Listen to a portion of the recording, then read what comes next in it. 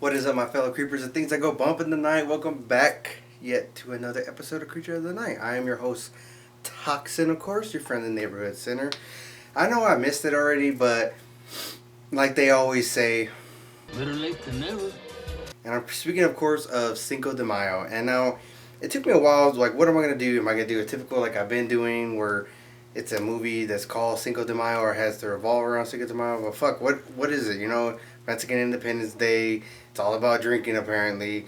And, and so I dug deep, and I found a movie that I actually wanted to review for today, or for that day, because I know I missed it. But I'm speaking, of course, of the 1996, From Dusk Till Dawn.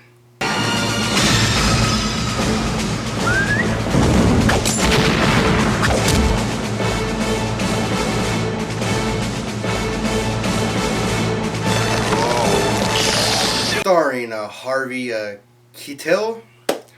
I know I butchered this fucking fuck it.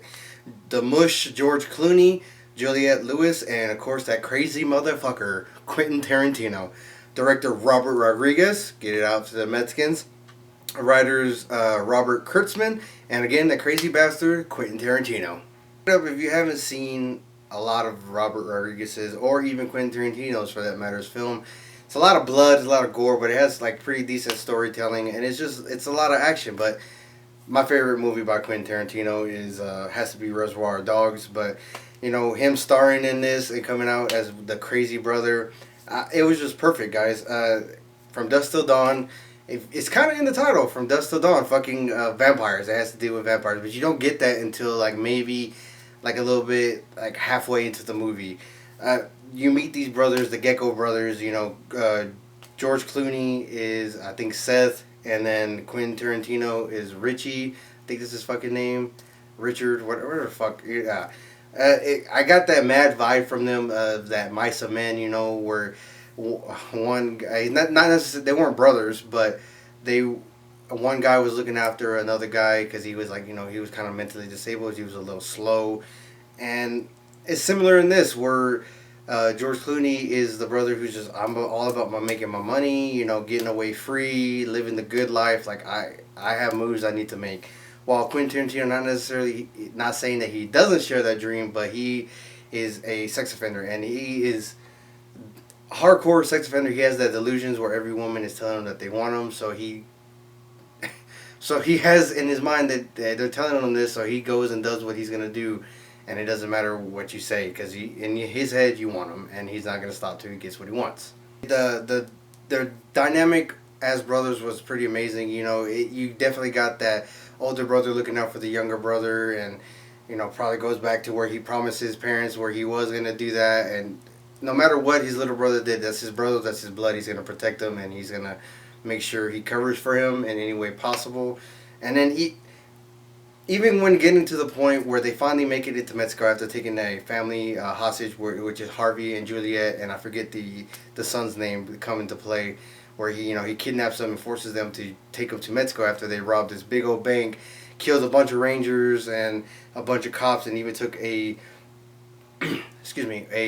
bank teller hostage who is later, raped and killed by Quentin Tarantino in the fucking most. I'm glad they didn't show it. You get a hardcore glimpse at it when they turn away from the room, but how they have it is just going flashing and showing the bloody scene, while Seth is looking at this fucking massacre, and you could tell that was like just the final straw. Fuck it. He wants to do something to his brother, but again, it's his brother, so what the fuck can he do? When they do, make it into Mexico, they have to go meet these. I'm guessing there's just other drug lords in Mexico, and they're paying for protection to hide out in Mexico. So they meet at a bar that's only for bikers and truckers. So that's kind of like a big fucking red flag to you right there. But this bar is, first of all, I like the bar. It was pretty fucking dope. Not only just because they had naked women fucking everywhere. It was definitely like a Disneyland for adults, alcohol, beer, and nothing but guys all throughout the club, watching these beautiful different ethnic women dancing naked and showing off. And you already get a vibe because the bar itself is already looking old. It's some kind of stone that just looks weird. And it's a weird location as well. And you later find out it's actually the fucking tip of an old Aztec pyramid that it seemed to be undiscovered unless by these vampires. So that entails, like, shows me that maybe these vampires have been around for these centuries, since the Aztec times, the Mayans, or whatever you want to call them, like since around the, the old days. And then these two brothers in this family walk in, and all shit goes to hell. You know, they're not friendly going in. They beat the shit out of Cheech, who plays like several different parts throughout this fucking movie. But you know, you meet Tejas, or Danny Trejo. My family calls him Tejas. Still don't know why. Apparently, there's a movie where he's referred to as Tejas, but I still haven't been able to find that movie. But whatever. You know, everybody's having a good time. Everybody's drinking, and that's when, God, Salma Hayek. She looks good still, but the way she looked in this movie, the bikini she was wearing in this movie, the dance she does in this movie, holy fucking shit, my goddamn heart just skipped a fucking beat just talking about it. Fucking amazing. I'm hopefully you're seeing a video of her or a picture of her in that bikini and in that time. Fucking just perfect. Just that's all I can fucking say. But I did read that, you know, the bikini that she wore was way too small for her. She's a Latina woman. She's thick and curvy. So, yeah, she goes on to say, like, yeah, you know, I was basically wearing nothing because no matter where I moved and shifted, that damn bikini moved and was showing bits and pieces of her. And you do see that throughout the movie. So, hey, that's for all you guys out there, that's an incentive to go fucking watch it. Just saying. But after that point, shit goes to hell. Cheech gets up off the floor after getting the beat by the Gecko Brothers and tells them what's up. And the brothers go to work doing what they do best. They start shooting, they start beating, they start stabbing. And that's when, because Richie has already been shot through the hand and he gets stabbed again through the hand by Tejas. And blood's leaking all over. And that's when the big reveal is that, hey, all these Aztec people, even the band that is playing, that is the same actor, the same singer, who's an actual real singer in life, that Robert Rodriguez uses throughout his films, they're vampires too, which is fucking hilarious. So that while the slaughter is going on and everything is going, they're still playing, but their instruments are made out of human body parts, which is fucking insane. Just saying. And I love the big reveal where they show Salma Hayek, because yes, she's a beautiful woman. As a vampire, she's fuck ugly.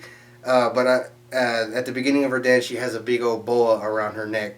And when she transforms into her vampire form, there's a part where she kind of like her body changes to where it looks like a king cobra's head, and then it transfers into her like her vampire state. So like it you know, and then it looks like she has scales all over her body. So it's pretty cool. Like, you know, that's probably why she had a strong connection with the snake, or that's why the snake was thrown in there to begin with.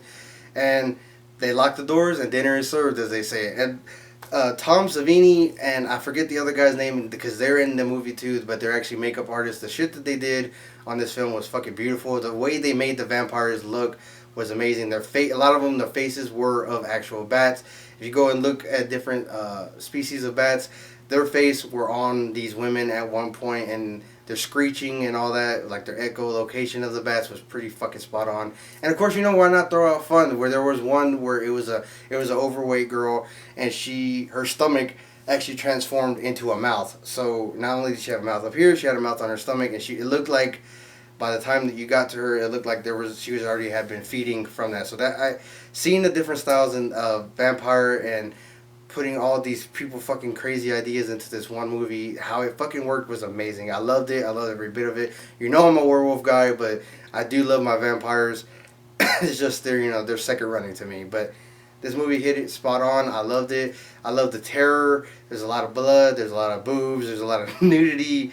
And a lot of quirky jokes here and there. And which brings me to Quentin Tarantino, the whole Mice and Men reference where